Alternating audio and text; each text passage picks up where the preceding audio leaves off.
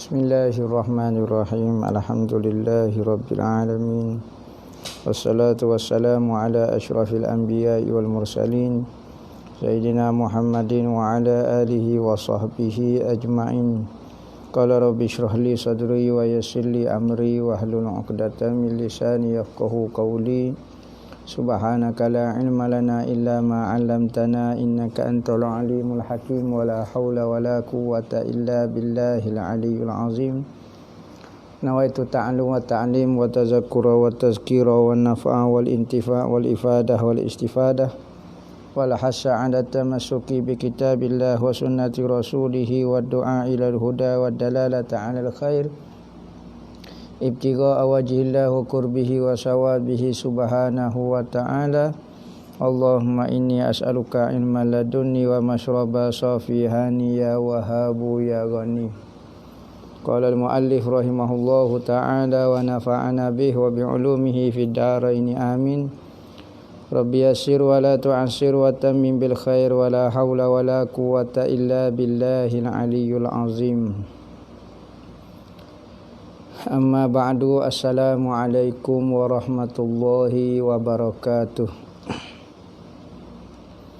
Berkata Al-Habib Muhammad bin Salim bin Hafiz dalam kitab dia Tazkiratul Hadramiyah fima yajibu 'alan nisa' fi umuri diniyah, sehinggalah perkataan beliau, maka awaslah wahai wanita yang beriman daripada melakukan semua perkara yang tersebut itu. Sebaiknya hendaklah melazimi diri dengan sifat sabar, tenang dengan apa yang telah ditetapkan oleh Allah yang maha besar lagi maha bijaksana. Jadi pengarah suruh wanita-wanita muslimah-muslimah kita sentiasa sabar dan sentiasa tenang dengan apa yang ditetapkan oleh Allah. Kerana ciri-ciri wanita yang solehah itu banyak sabarnya. Sebagaimana lelaki disuruh bersabar dengan tanggungjawab dia, maka perempuan kena banyak bersabar. Kalau tak sabar, maka suasana di dalam keluarga menjadi kecoh. Nabi SAW bersabda, la yahillu limra'atin tu'minu billahi wal yawmil akhir an tahidda ala mayyitin fawqa salasin illa ala zawjin arba'ata ashhurin wa ashra. Artinya tidak dihalalkan, tidak dibenarkan oleh syarak bagi wanita yang beriman kepada Allah dan hari akhirat. Siapa dia yang percaya kepada Allah sebagai Tuhan dia dan percaya hari akhirat ni ada, akan dibalas segala perbuatan dia yang baik di atas muka dunia dan perbuatan jahat dia. Orang yang beriman dengan Allah dan percaya dengan hari kiamat tidak boleh, tidak dihalalkan daripada berkabung atas mayat lebih daripada 3 hari. Jadi wanita-wanita ini, biasa wanita ini hati dia lembut. Maka kalau ada kematian, boleh ia berkabung, jangan sampai 3 hari ke atas. Sampai 3 hari ya. Lepas pada 3 hari, jangan lebih daripada 3 hari. 3 hari boleh. Saing dia meninggal, maka dia pun sedih. Apabila sedih, dia tidak berhias, dia tidak keluar rumah kerana kesedihan, macam 3 hari sahaja bagi perempuan. Manakala sehingga ke yang mati itu ayah dia ke siapa dia ke, hanya dibenarkan 3 hari saja. Anak-anak dia ke apa dia tidak keluar rumah. Kau meninggal perhiasan, maknanya berkabung lah. Kecuali atas suami, maka wajib atasnya berkabung selama 4 bulan 10 hari, kecuali kematian suami. Kalau suami mati, maka dibenarkan bahkan wajib bagi isteri yang kematian suami berkabung selama 4 bulan 10 hari. Dan itulah iddah dia. Iddah kematian dia 4 bulan 10 hari dan berkabung selama 4 bulan 10 hari. Di samping dia tak boleh berkahwin, ni panggil edah, tak boleh berkahwin dengan siapa-siapa dia dalam masa 4 bulan 10 hari. Dan meninggalkan perhiasan. Hak tu dipanggil berkabung. Tak boleh pakai baju comel-comel selama 4 bulan 10 hari. Kalau orang lain mati, ayah dia, adik-beradik dia, kawan dia dibenarkan 3 hari saja. Jangan lebih pada 3 hari. Kerana lebih daripada 3 hari menunjukkan seorang itu tidak redha dengan kematian. Kecuali masalah suami. Ni lain. Hadis ini menguatkan larangan berkabung ke atas mayat selain suami lebih daripada 3 hari. 3 hari dibenarkan lagi. Walaupun si mati itu ayahnya. Hak mati itu ayah 3 hari saja. Anaknya 3 hari. Atau seorang yang alim, tok guru kita mati. Maka kita pun sedih, tak kecek dengan orang, tak pakai pakaian comel. Hidup dengan sedih tinggal selama 3 hari boleh. Lebih tak boleh. Atau seorang yang soleh, orang warak, tok guru kita, waliullah ke, meninggal kita sedih, maka kita pakai baju buruk selama 3 hari boleh. Bahkan sebaliknya ditinggalkan berkabung itu dengan menampakkan keredaan terhadap apa yang telah dihukumkan dan ditakdirkan Allah. Moleknya tak payah berkabung lah. Tapi kalau nak berkabung, dibenarkan sampai 3 hari. Maka bersabar kepada apa yang dibenci itu banyak kebaikannya. Barang siapa yang ditimpa musibah, maka ucaplah inna lillahi wa inna ilaihi raji'un. Tak syarat mati dah. Nabi kata semua benda musibah. Nabi api mampu, pelita dia terpadam, maka Nabi kata inna lillahi wa inna ilaihi raji'un. Maka Sayyidina Aisyah kata, ya Rasulullah, api ya terpadam, mampu api pelita. Cakap sebut inna lillah. Katanya Nabi, setiap orang ditimpa musibah sedikit ataupun banyak, hendaklah ia sebut inna lillahi wa inna ilaihi raji'un. Lepas tu, Allahumma ajirni fi musibati wa akhluf li khairan minha. Allahumma ajirni fi musibati wa akhluf li khairan minha. Ya Allah, maksudnya sesungguhnya kami ni kepunyaan Allah, milik Allah. Bukan kata harta kami, anak kami, suami kami itu milik Allah, diri kami sendiri itu pun milik Allah. Maka kalau Tuhan nak ambil, tidak salah bagi pihak Allah. Dan tidak menjadi zalim kalau Allah Ta'ala ambil. Bahkan kita yang tidak redha ni pula zalim kalau kita tidak redha dengan Allah yang mengambil barang dia sendiri, milik dia sendiri. Dan sesungguhnya kepadanya, yakni Allah, kami kembali. Ya Allah, Tuhanku, berilah ganjaran pahala dari musibahku. Kita minta, ya Allah, jika berlaku musibah itu, gantikan musibah itu pahala bagiku. Dan gantikan ia dengan yang terlebih baik daripadanya. Kalau kamu nak ganti suami saya hok mati, kalau mu nak ganti suami lain, ganti hok lebih baik daripada dia. Anak saya mati, kalau anak saya ni mati, ya Allah jadikanlah sabar aku ni boleh pahala. Dan kalau nak anak yang lebih baik, lebih berjuruh, lebih soleh daripada dia. Lagu tu. Kalau kereta, kalau barangnya, semua doa lagu tu belakang. Perkara yang dituntut ke atas wanita adalah perkara-perkara yang dituntut ke atas setiap wanita itu adalah pertama, bijaksana dalam mentarbiah anak-anak. Ibu mesti kena pandai dalam mentarbiah anak-anak. Tak syarat mengaji tinggi, tak syarat mengaji universiti, tak syarat apa dia. Tetapi kena pandai. Orang dulu pandai mentarbiah anak. Pandai mengajar adab lagu mana anak-anak dengan orang tua. Jangan dengar perbincangan orang tua. Kerana kadang-kadang dalam perbincangan orang tua ada perkataan-perkataan yang tidak layak lagi didengar oleh kanak-kanak. Maka orang-orang dulu pandai mentarbiah anak-anak.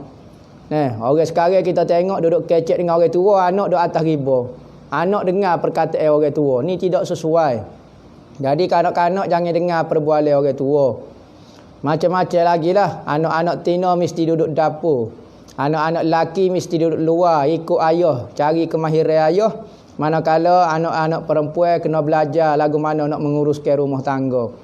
Hak ni ibu yang bijak.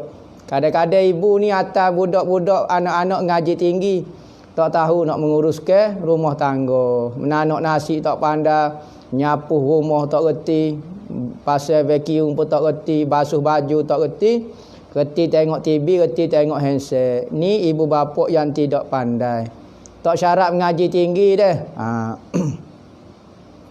Iaitu asuhai agama. Pertama kena beri agama, royak kepada anak-anak kita. Kita ni agama Islam. Tuhan kita bernama Allah. Dialah yang mencipta segalanya. Ada orang mengiktiraf dia sebagai Tuhan, ada orang tidak mengiktiraf. Yang tidak mengiktiraf tu jadi kafir, dia kekal dalam neraka. Manakala kita alhamdulillah Allah Taala wi hidayah, kita mengiktiraf Allah Taala sebagai Tuhan, maka kita jadi orang Muslim, orang Islam, kita kekal di dalam syurga. Royak mengenai agama, cara mandi junub, cara nak kira haid, pakaian dia, pergaulan dia dengan sepupu dia, dengan adik-beradik dia. Orang tua mari lagu mana, siung tangan kau gapo dia, tanya khabar mak cik daripada mana. Sihat kau tidak, keluarga lagu mana, buat air gapo ajar sifat-sifat serta mendidik mereka dengan sifat-sifat benar, selalu bercakap benar. Ingat, jangan malu bercakap benar. Kecek dengan ayah, jangan takut cakap benda benar.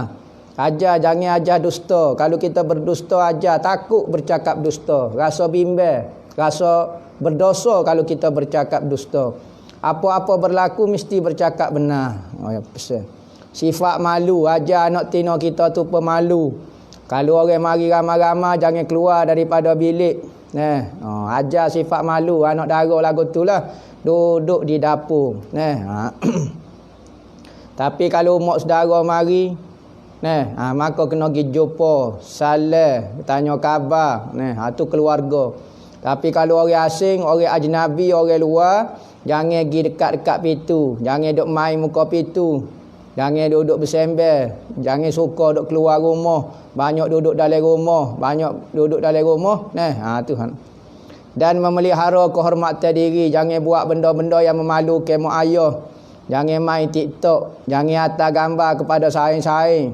Jangan buat benda-benda, kata-kata ko ataupun perbuatan-perbuatan di sekolah, benda-benda yang menjatuhkan kehormatan ayah. Nampak kena pesan kepada dia.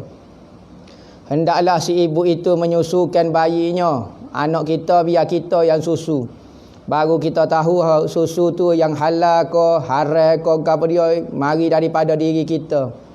Ni susu dengan susu lembu. Maka anak kita sayang ke lembu, perangai supaya lembu, adat supaya lembu. Kalau boleh susu daripada susu manusia, susu isteri kita. Barulah dia akan mengikut perangai ibu dia. Orang lain ni malah menyusu. Tak comel lah, tak jadi begini lah, apa dia. Suruh lembu menyusu. Akhir sekali anak dia macam lembu. Susu lembu setara mana sangat, tak boleh lawan lah susu ibu. Susu manusia biarlah susu awal lembu, susu akhir lembu, susu tengah lembu ke, susu banyak khasiat ke, tapi perangai jadi genetik lembu.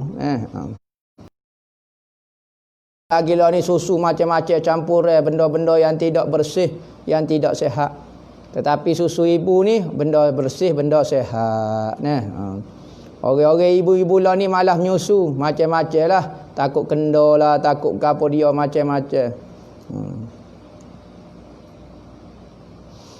Dan tidak boleh bayi itu disusukan selain daripada dirinya sendiri. Jangan orang mudah-mudah menyusu anak kita, melainkan jika terdesak. Lainlah kalau kita ni sakit, kita tak mampu beri susu kepada anak kita, ataupun susu tak mencukupi, maka kita serah kepada orang lain untuk menyusu dia ataupun untuk mentarbiah dia. Macam Nabi, mak ayah dia hantar kepada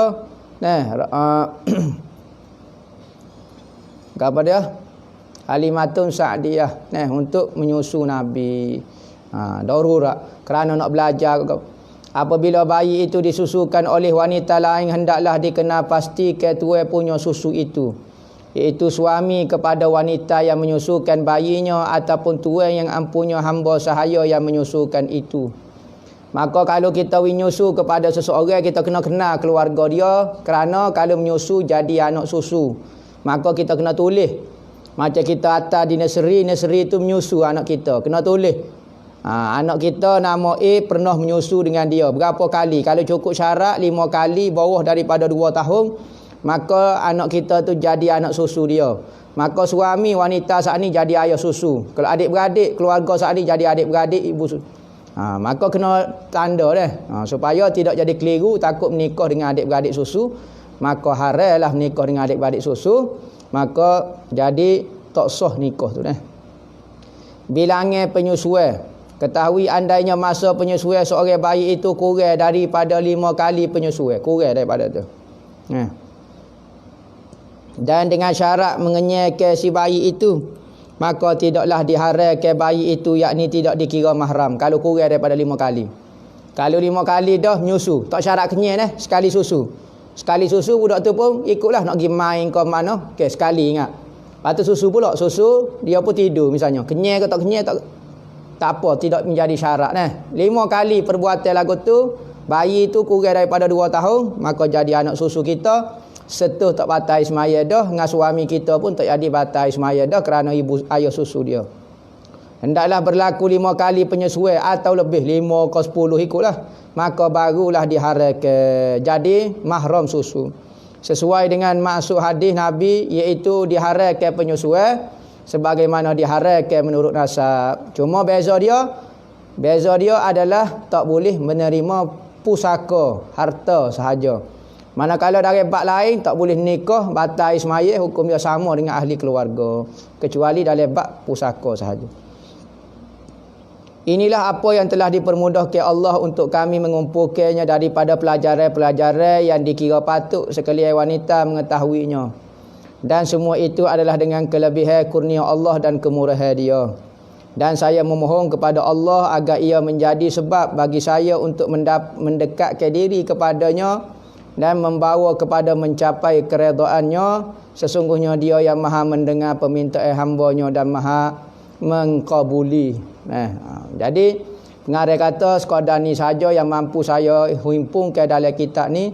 Mudah-mudahan tulisan saya ini merupakan kebajikan ibadat saya sebagai pengabdian saya untuk menghampirkan diri kepada Allah dengan cara menulis kitab-kitab agama dan nasihat kepada umat Nabi Muhammad.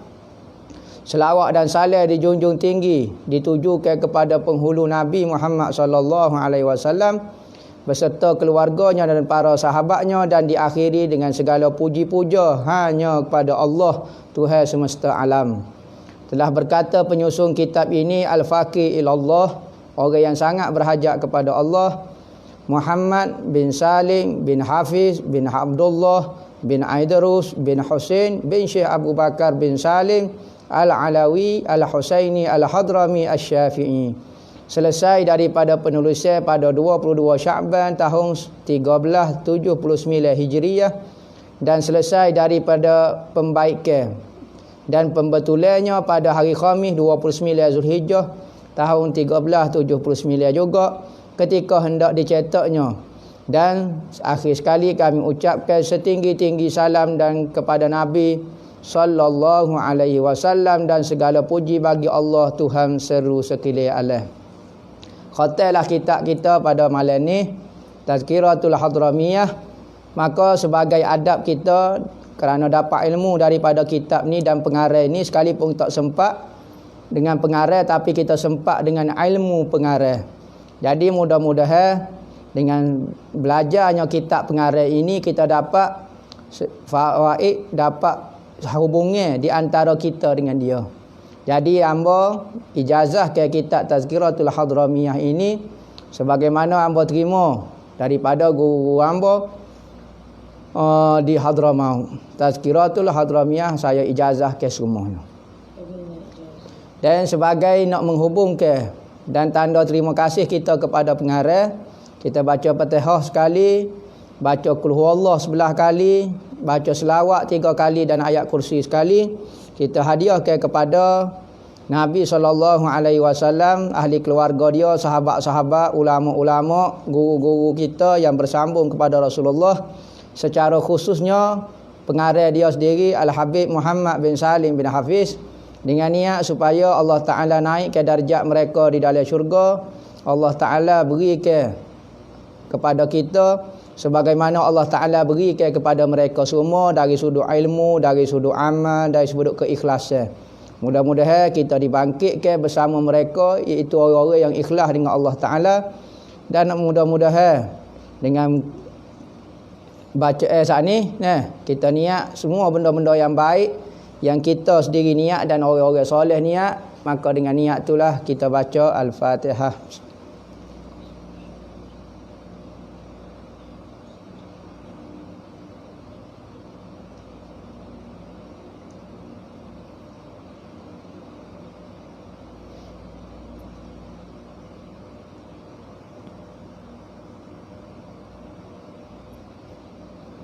Allah manfa'na kama yanfa'u asluh, Allah manfa'na kama yanfa'u asluh, Allah.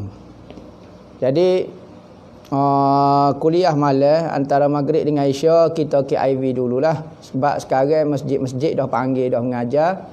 Maka tengoklah kalau ada rezeki anak buat lagi kuliah live malam lagu ni, ataupun anak akan mengajar di masjid, tak ada lah live masjid dah lah. Wallahu a'lam.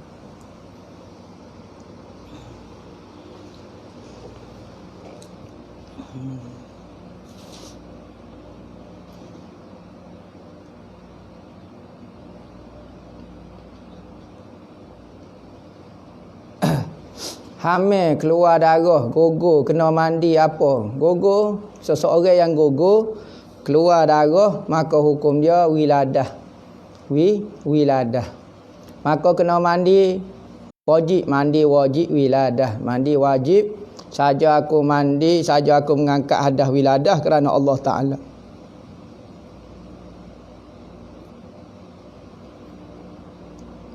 Lagu tu.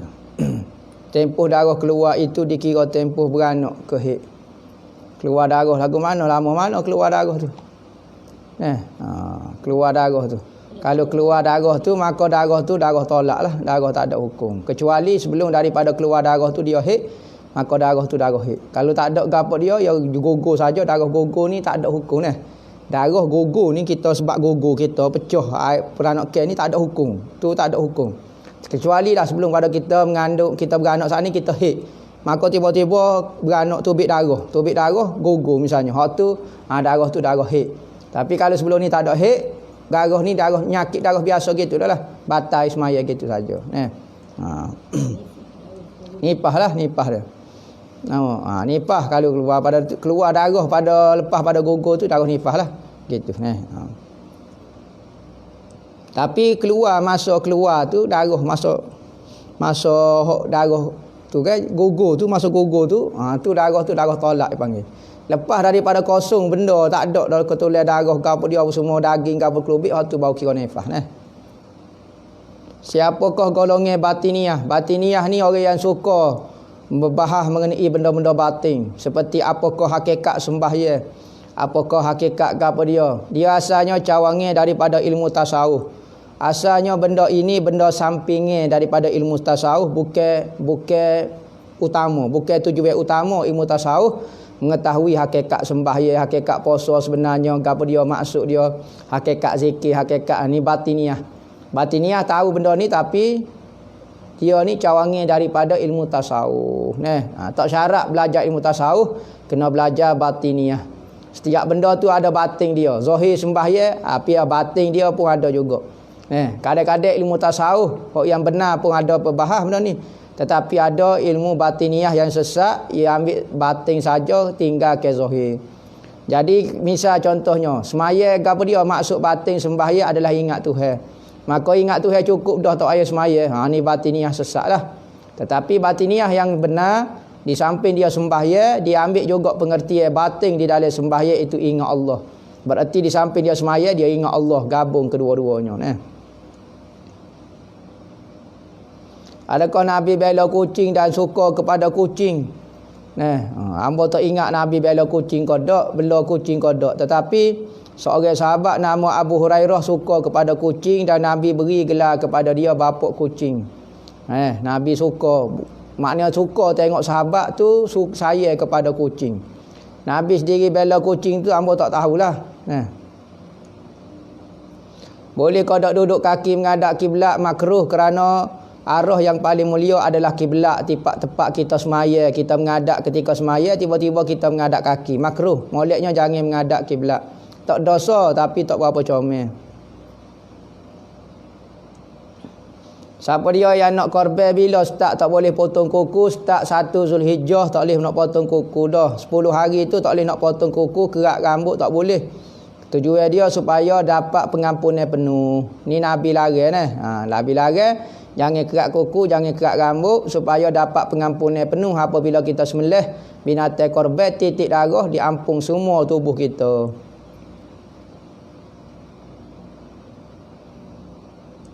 Cara tahu kita diikuti jin dan saka, kita tengok kehidupan kita ada perubahan ke tak. Ada gaya pelik kodok. Kalau gaya pelik pergi jumpa perawat dan tanya dia lagu mana nak itu.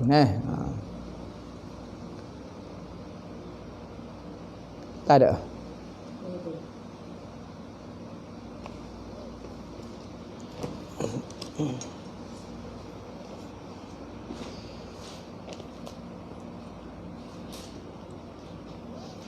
Dosa kodok kita pergi masjid maya Jumaat, pagar tutupnya hambak di polis kelik rumah kita. Pas dah mau tak hui kita tak dosa alik kita dah dah.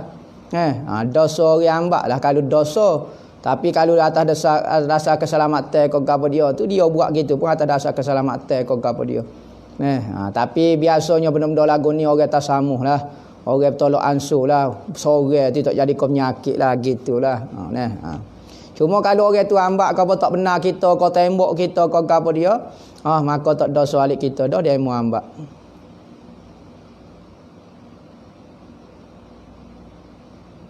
Kita nak sedekah, nak derma untuk orang yang sudah meninggal. Adakah perlu niat ataupun perlu lafaz? Niat dari hati saja. Niat dari hati, ya Allah ya Tuhanku, kalau ada pahala, hamba hadiah kepada sekian-sekian. Nampak lagu tu. Orang sakit lumpuh kiblat dia, kaki menghadap kiblat, patu letak batal kepala dia, biar kepala dia tu tinggi sikit untuk menghadap ke arah kiblat. Kaki ke arah kiblat, kepala tu tinggi sikit batal biar dia nampak kaki kiblat. Maka dia semaya dalam keadaan berbaring lagu tu lah. Lepas tayamum kena basuh juga tempat rukun seperti muka dan tangan gini. Tayamum dengan sebab gapo dia? Tayamum dengan sebab gapo dia? Kalau tayamum, obat ambil air semaya lah. Tayamum. Tetap kena tayamum, tetap kena ambil semaya. Hukum lutut lebih tinggi daripada kitab masa menadah. Ni lutut ni lebih tinggi daripada kitab. Apa hukum dia?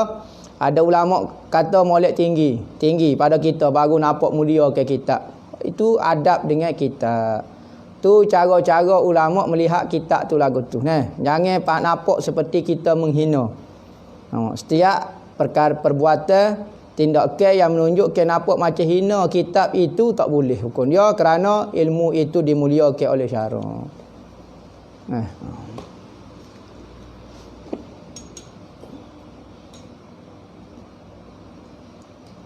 Bagaimana nak nasihat orang yang belajar tak ikut ilmu yang sebenar? Belajar ilmu hak salah ke? Kena jumpa dengan dia personal, nasihat ke dia, royak kata awak belajar apa dia. Ingat belajar ni kena cari guru yang betul, jangan cari guru Wahabi, jangan cari guru Syiah, jangan cari guru anti hadis, jangan cari ilmu sesat, ilmu batiniah ke, ilmu gapo dia, ilmu hak sesat-sesat. Jangan. Kena nasihat dia lah. Wajib kodok minta izin ibu bapa sebelum keluar rumah. Tengok perempuan kalau lelaki. Kalau lelaki sunatnya minta izin daripada ibu bapa kerana menyebabkan bimbang ibu bapa apa yang berlaku. Tapi orang yang berada di bawah kuasa seorang bapa, misalnya anak tina ke apa, kena minta izin lah. Kerana bahaya ke apa dia. Kena minta izin daripada ayah. Bagaimana ahlul bait yang terputus nasab? Ahlul bait terputus nasab, maka boleh terima zakat kerana tidak dikira ahlul bait. Terputus nasab tu tak tahu dia tu betul ke tidak, maka dikira ke hukum seperti bukan ahlul bait, maka boleh terima zakat.